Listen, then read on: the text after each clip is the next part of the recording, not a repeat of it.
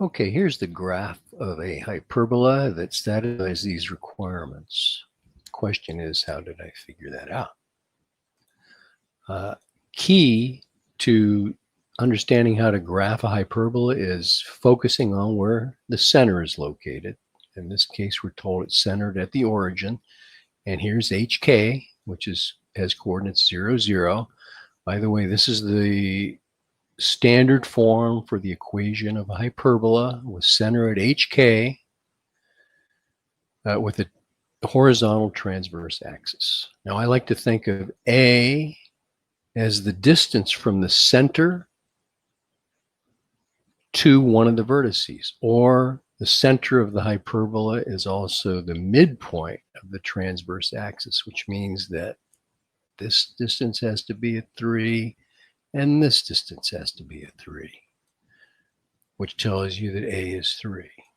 Once you know that A is 3 and you know where the focus is at 5, 0, think of C as the distance from the center to one of the foci. So in our case, C is 5. And the equation that pertains to A, B, and C is that C squared for hyperbola is equal to A squared plus B squared. So we need to find B to finish finding this equation. If I take, well, if I substitute A squared in here, that would be a 9. C squared, C is 5, so this would be 25. So B squared equals 16. So B equals 4, or B squared is 16. So since H and K are 0 and 0, we get X squared over A squared is 9 minus Y squared over B squared is 16 equals 1. There's your equation. Okay. At any point on this hyperbola, we'll have a constant difference